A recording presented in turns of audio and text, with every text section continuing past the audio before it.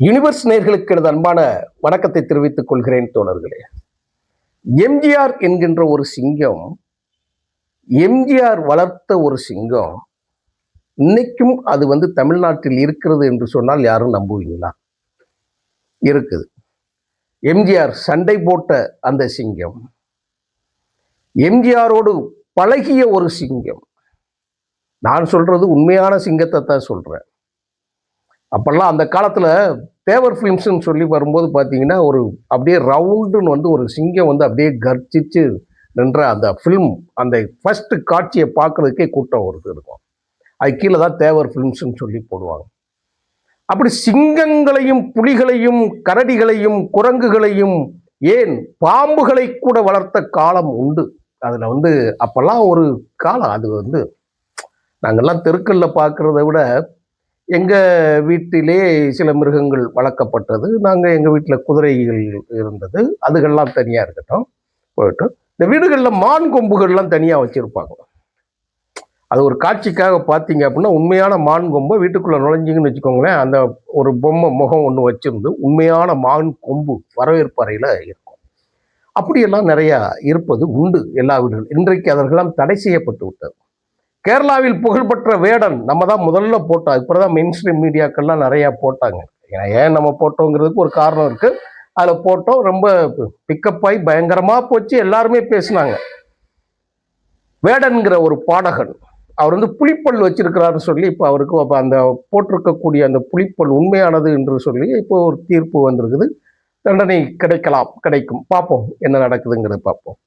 சரி, எம்ஜிஆர் அவர்கள் எங்க சிங்கத்தை வாங்கினாரு, எங்க சிங்கம் வளர்ந்தது, எதுக்கு வளர்த்தாரு அப்படின்னா வேற ஒண்ணும் கிடையாது. 1969ஆம் ஆண்டு அவர் என்ன பண்றாருன்னா, அடிமைப்பெண் என்கின்ற படத்தில் நடிப்பதற்காக 2 சிங்கங்கள் வாங்குறார். ஒரு ஆண் ஒண்ணு, ஒரு பெண் ஒண்ணு. அந்த சிங்கத்துக்கு பேரு ராஜா, பெண் சிங்கத்துக்கு பேர் ராணி அப்படின்னு சொல்லி அவர் வச்சு, அதுல இருக்கக்கூடிய அந்த சண்டை போடுகிற காட்சிகள் எல்லாமே உண்மையானது. உண்மையிலேயே சிங்கத்தோட சண்டை போட்டது. அப்ப கூட சில பேர் சொல்லுவாங்களா, அதுல வாய் அதை கடிக்காம இருக்கிறதுக்கு தச்சிடலாமான்னு சொல்லி கேட்பாங்க. அப்ப அப்படியெல்லாம் செய்யப்பட்டது. இன்னைக்கு அப்படி சூழல் இருக்கும். ஆனா எம்ஜிஆர் அவர்கள் பழகி, அந்த சிங்கத்தோட பழகி, அதற்கு உணவு கொடுத்து, தன் வீட்டு விலங்கு மாதிரி அதை பராமரித்து, அதுக்கு பிறகு அதை நடிக்க வச்சு பழகினார். வாயை தைக்கல, ஒன்றும் தைக்கல. இது வரலாறு, யாரும் போய் சொல்ல முடியாது, ஒண்ணுமே சொல்ல முடியாது. ஆனால் அப்பேற்பட்ட அந்த சிங்கத்தை பாதுகாப்பதற்காகவே, பராமரிப்பதற்காகவே என்ன செய்வாங்கன்னா, தளப்பட்ட ஆள்களை வச்சு பல ஆயிரக்கணக்கான இடத்துல வச்சு பணங்களை செலவழித்து அவர் உருவாக்கி வளர்த்தார். சரி, இருந்தாலும் அது வீட்டுக்குள் வைத்து சில காலம் பராமரித்த பிறகு சில தடை சட்டங்கள் பிறகு அதை ஒரு இடத்துல கொடுக்குறாங்க, வெளியில பராமரிக்க ஜூ. அந்த ஜூ பத்தின ஃபுல் டீட்டெயில் நான் இதில் சொல்கிறேன். அது என்ன நடந்துச்சு, அந்த சிங்கங்கள் ராஜாவும் ராணியும் அங்கே தான் பராமரிக்கப்பட்டு அது முழு செலவையும் எம்ஜிஆர் அவர்கள் ஏற்றுக்கொண்டார். ஏன்னா வீட்டில் வச்சு வளர்க்கக்கூட வனவிலங்கு சட்டத்தின் அடிப்படையில் கொடுத்தார். கொஞ்ச நாள் அவர் பழகிற வரைக்கும் எல்லாமே பண்ணி கொடுத்தாங்க. அந்த சிங்கம் மறைந்த பிறகு, சில காலங்களுக்கு பிறகு, 80களில் மறைந்ததற்கு பிறகுதான் முறையான அனுமதி பெற்று அவர் அந்த உடலை அந்த ராஜா சிங்கம் இருக்கு இல்லையா, அந்த உடலை பெங்களூர்ல இருந்து ஆளை வர வச்சு அதை பாடம் செய்து, அந்த உண்மையான சிங்கம் சென்னையில தீநகர்ல இருக்கக்கூடிய எம்ஜிஆர் அவர்களுடைய இல்லத்தில் மாடியில் இருக்கு. நான் பார்த்துருக்கிறேன், நான் போய் பார்த்துருக்கிறேன். ஒரு கண்ணாடி கூண்டுக்குள்ள அது இருக்கும். அப்படியே ஒரிஜினல், எதுவும் நீக்கப்படாமல் உள்ளுறுப்புகள் மட்டும் எடுக்கப்பட்டு அது பாடம் செய்யப்பட்டு அந்த சிங்கங்கள் இருக்கு. சரி, எங்க பாடம் செஞ்சாங்க, அதை எப்படி என்ன செஞ்சாங்க, அந்த ஜூ என்ன இருக்கு, ஒரு சின்ன ஒரு வரலாறு என்னன்னு பார்த்தீங்க அப்படின்னா, அதுல சென்னையில அப்போ கொடுக்கக்கூடிய சென்ட்ரல் ரயில்வே ஸ்டேஷன் இருக்குல்ல, அது பக்கத்துல லேடிஸ் பார்க் அப்படின்னு ஒன்று இருக்கும். அது மிகப்பெரிய ஒரு ஜூ. அங்க அந்த காலத்துல 300 விலங்குகளுக்கு மேல இருக்கு. அங்கதான் எம்ஜிஆரோட சிங்கங்கள் பராமரிப்பு, அந்த குரங்குகள்ல இருந்து பறவைகள்ல இருந்து எல்லாமே இருக்கும்.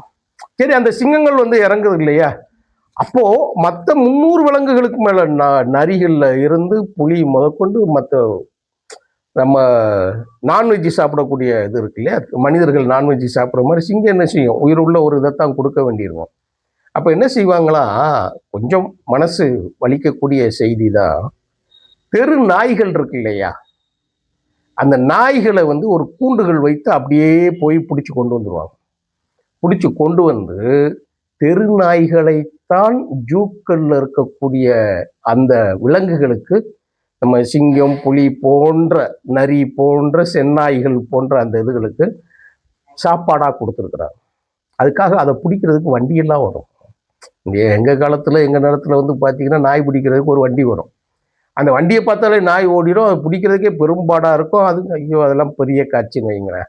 அடிச்சே கொள்ளுவாங்க. அப்புறம் ஊசி போடுற காட்சிகள் இருக்கும். வேற வழியும் கிடையாது. ஏன்னா மனிதர்களோட நாய்களோட எண்ணிக்கை பெருகி போயிடும் அப்படிங்கிறதுக்காக இப்ப கூட சுப்ரீம் கோர்ட்ல வந்து ஒரு தீர்ப்பு கொடுத்துருக்குறாங்க. கருணை கொலை செய்யலாம் அப்படின்னு சொல்லி தீர்ப்பு வந்து எழுதிட்டாங்க. போன வாரமே எழுதி கொடுத்தேன். தீர்ப்பாகி வெளியே வந்துருச்சு அப்படிங்கிறது. அப்போ அந்த லேடிஸ் பார்க் அப்படிங்கிற இடத்துல வந்து எட்வர்ட் கிரீன் பால்பர் அப்படிங்கிற ஒருத்தர், எட்வர்ட் கிரீன் பால்பர், இன்னைக்கு சேர்த்து போயிட்டா பால்பர் ஸ்ட்ரீட்னு ஒரு ஸ்ட்ரீட் இருக்கும், அது அவருடைய பேர்ல தான் இருக்குது. அந்த ஜூ வந்து அங்கதான் எம்ஜிஆரோட அந்த திரைப்படங்களுக்கு உண்டான விலங்குகள் எல்லாம் அங்க பராமரிக்கப்பட்டு வந்து கொண்டு இருக்கின்றன. அந்த இதுகள்ல அதுல வந்து அந்த மியூசியத்துல 2 வகையா இருக்குமா. நீங்க உலகத்தில் எத்தனை விலங்குகள் இருக்குதோ அந்த அத்தனை விலங்குகளுடைய அந்த மிருகத்தை நீங்க பார்க்கலாம். அது இறந்த பிறகு பதப்படுத்தப்பட்டு அது பாடம் செய்யப்பட்டு உயிருள்ள விலங்கு போலயே நீங்க பார்க்கலாம். நான் கொடைக்கானல்ல கூட பார்த்தேன். ரொம்ப அழகா வச்சிருந்தாங்க. கொடைக்கானல்ல ஒரு மியூசியம் இருக்குது, ஜூ மியூசியம். போய் பாருங்க, கண்டிப்பா வாய்ப்பு இருக்க தோழர்கள் கண்டிப்பா போங்க. அதெல்லாம் எவ்வளவு பெரிய பணம் கொடுத்து பணம் செலவழித்து அதை பராமரிச்சுக்கிட்டு இருக்கிறாங்கிறது, நமக்காகத்தான் அதை பராமரிக்கிறாங்க. அதெல்லாம் கண்டிப்பா நம்ம போய் பார்க்கணும். அதுகள்லாம் வந்து அப்போ அது இந்த ரிப்பன் பில்டிங் பின்னாடி இருக்கக்கூடிய அந்த ஜூவை வந்து இப்போ எடுத்து கொண்டு போயிட்டாங்கன்னா எங்க கொண்டு போயிட்டாங்கன்னா நம்ம சேத்துப்பட்டு அதுக்கிட்ட கொண்டு வந்து ஒரு இடத்துல வைக்காங்க. அதைத்தான் நான் தம்ப்நெயில்ல போட்டிருக்கேன் பாருங்களேன். இதை எப்போ உருவாக்கியிருக்காங்கன்னா 1854 உருவாக்கியிருக்காங்க. அது சுமார் ஒரு 175 ஆண்டுகள் இருக்கும். 175 ஆண்டுகள் கிட்ட நெருங்குது. அது அவ்வளவு தூரத்துக்கு பழமையான ஒரு ஜூ நம்ம தமிழ்நாட்டில் தான் இருக்குங்க. இன்னைக்கு அதோட அந்த ரயில்வே ஸ்டேஷனோட விரிவாக்கம் இருக்கு இல்லையா, அந்த விரிவாக்கத்துக்காக எங்க கொண்டு போயிட்டாங்க அப்படின்னு கேட்டீங்கன்னா, அப்போ நம்ம வண்டலூருக்கு கொண்டு போயிட்டாங்க. மிகப்பெரிய வனவிலங்கு காப்பகமாக அது மாற்றப்பட்டு இன்றைக்கு நம்ம பார்வையில இருக்குது. அதுகள்லாம் ஸோ ஒரு திரைப்படத்திற்காக, ஒரு காட்சிக்காக, ஒரு பொம்மைகளை வைத்துக்கொண்டு, இல்லைன்னா அன்னைக்கு கிராஃபிக்ஸ் எல்லாம் எதுவும் கிடையாது. ஒரு பொம்மை இன்னைக்கு நீங்க பார்க்கலாம். ஒரு காமெடி காட்சிகள்லாம் கூட வரும். பாகுபலிங்கிற படம் எப்படிப்பட்ட படம்? 2000 கோடி ரூபாய்க்கு மேல வசூல் செஞ்ச ஒரு படம். அந்த படத்துல காளைகளை அடக்குவது போல் வரக்கூடிய அந்த காட்சிகள் இன்னைக்கு நீங்க பாத்தீங்கன்னா ராமோஜி ராவ் பூங்கால வந்து நம்ம ஆந்திராவில் இருக்கக்கூடிய இடம் வந்து அப்படியே பாகுபலி செட்டிங் அப்படியே இருக்கும். அது என்னன்னு பார்த்தீங்க அப்படின்னா, அப்படியே அந்த காளை மாடுகளை அடக்குவதை போல எல்லாமே பொம்மை, எல்லாமே கிராஃபிக்ஸ். ஆனால் எம்ஜிஆர் அவர்கள் தான் நடிக்கக்கூடிய திரைப்படத்திற்காக சிங்கம், புலி, கரடி, பாம்புகளை, பெரிய பெரிய பாம்புகள் எல்லாம் வளர்த்து இதுகளில் வச்சிருக்கிறாங்க. அதோடு சேர்ந்து மற்ற உயிரினங்களைப் போலவே மிருகக்காட்சி சாலைகளில் பழக்கப்படுத்தப்பட்டு, அது மனிதர்கள் மூலமாக அந்த குரல்களை பழக்கப்படுத்தப்பட்டு அதை திரைப்படங்களுக்கு பயன்படுத்தியிருக்காங்க. அப்படின்னா நீங்க எப்படி எவ்வளவு உண்மைத்தன்மையோடு இருந்திருக்காங்கன்னு பார்த்து. இன்னைக்கு நம்ம விஜய் எல்லாம் புலி படத்துல நடிச்சார். புலி கூட ஜெண்டை போட்டிருப்பாரா? வேட்டைக்காரன் படத்துல நடிச்சிருந்தாரு. வேட்டைக்கு போயிருப்பாரு அவரு? நமக்கு சிரிப்பு தான் வரும் அதுலாம். ஆனால் அந்த காலத்தில் அவர்கள் அப்படியே நடிச்சு அந்த சிங்கத்தை எங்க ஈஜிப்துல இருந்து வாங்கியிருக்கிறாங்க.